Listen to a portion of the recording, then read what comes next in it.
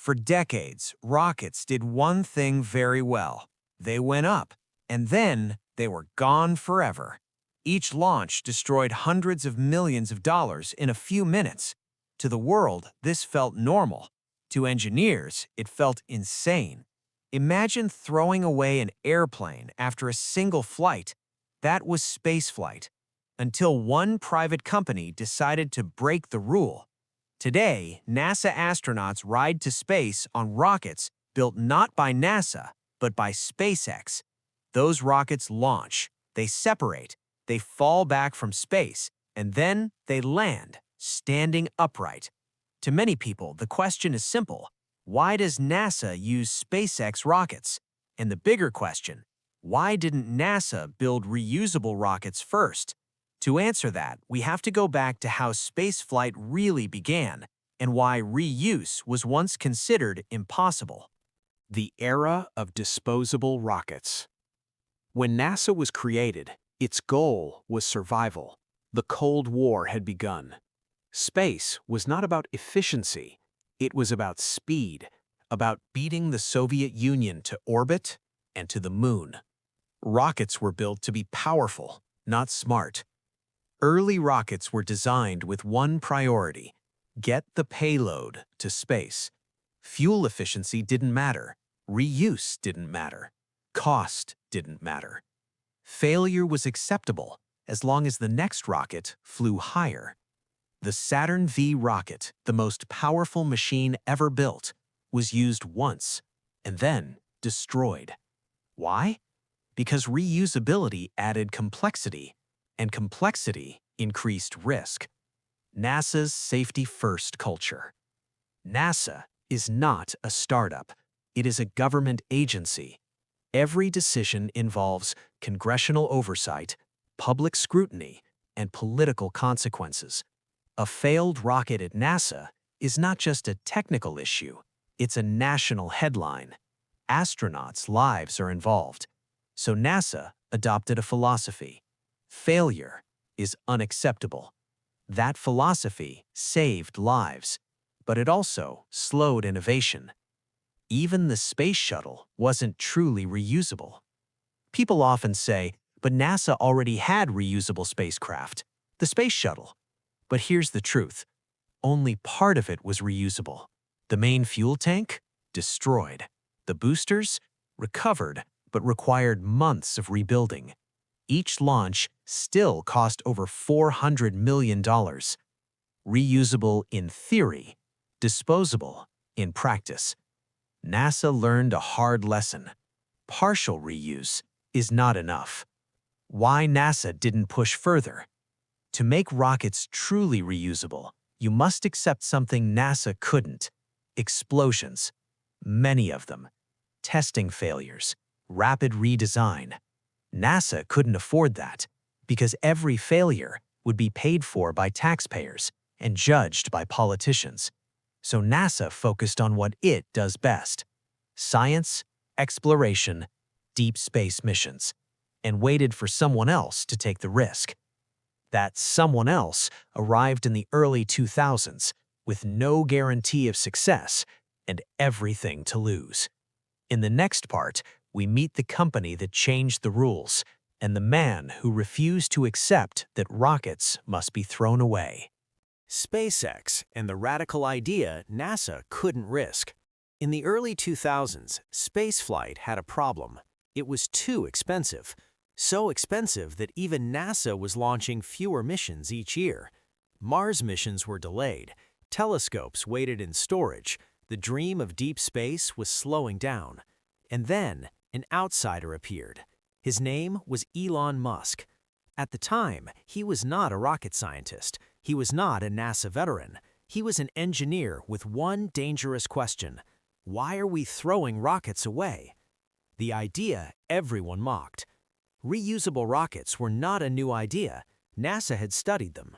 So had other agencies, and almost everyone reached the same conclusion: too complex, too risky, too expensive. Landing a rocket vertically after falling from space sounded like science fiction. Even experts laughed. But SpaceX was not built like a traditional aerospace company. It was built like a startup, a culture NASA couldn't have. From the beginning, SpaceX accepted something NASA couldn't: failure. Lots of it. Early rockets exploded. Some failed on the launch pad. Others broke apart in midair. Each failure was public. Each failure was brutal. But instead of stopping, SpaceX treated every explosion as data. Fix the problem, redesign fast, launch again. NASA could never operate this way. One failed NASA rocket could end a program. One failed SpaceX rocket was Tuesday. Building for reuse from day one. NASA rockets were designed to survive one launch. SpaceX rockets were designed to survive many. That single difference changed everything. The Falcon 9 booster was built to withstand extreme heat, control its descent, restart engines mid-air, and land precisely. This required new software, new engines, and insane precision. The rocket had to fly itself like a skyscraper-sized drone. The moment that changed spaceflight.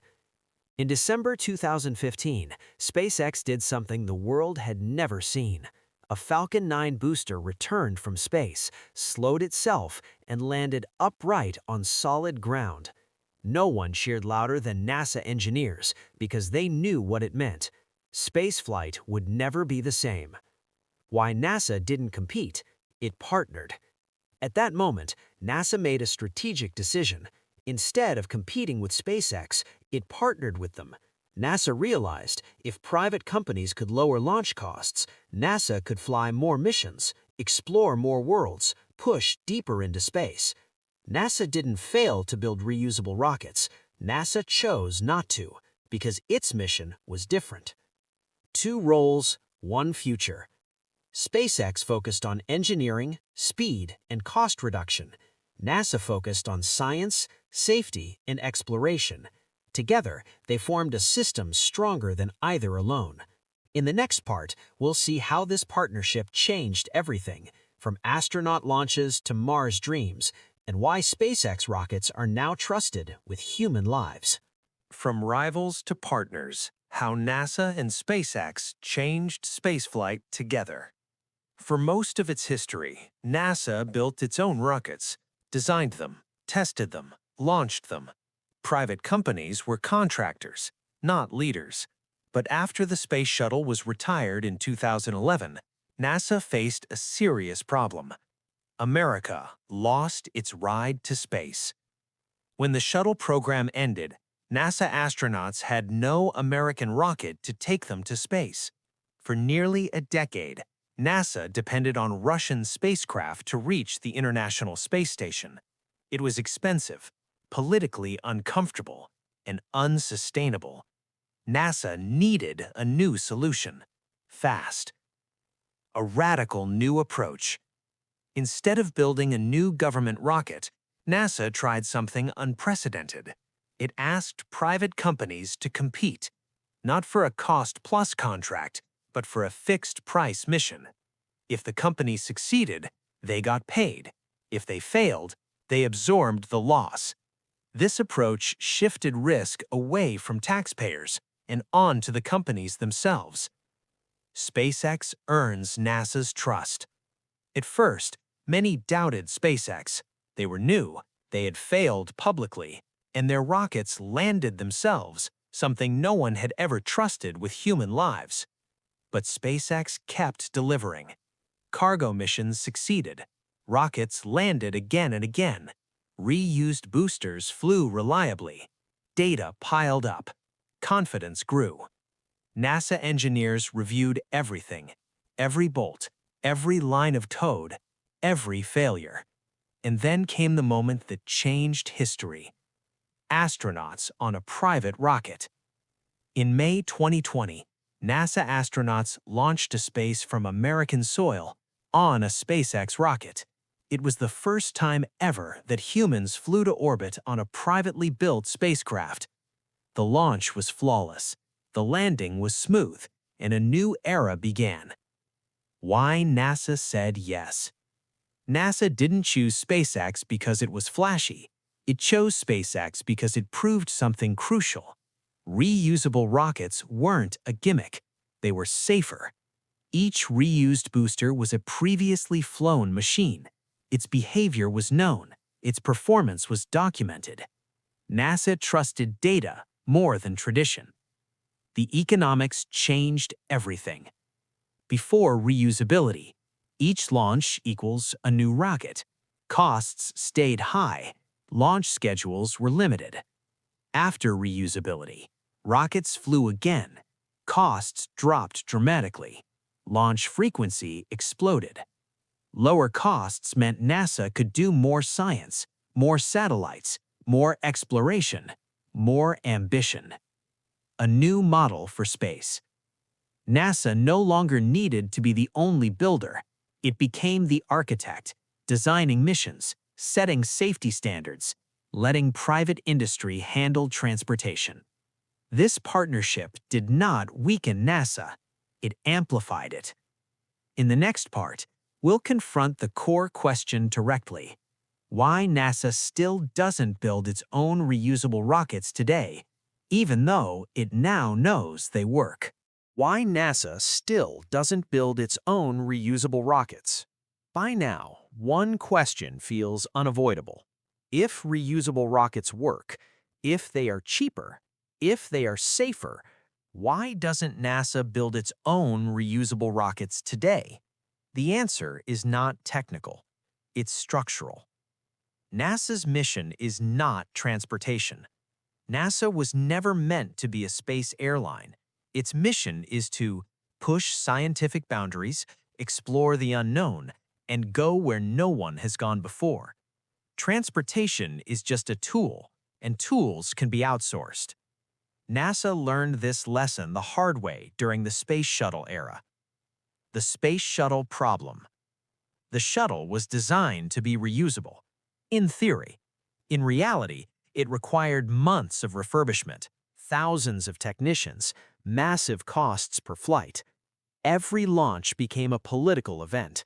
Schedules slipped, budgets exploded, and tragically, 2 shuttle crews were lost.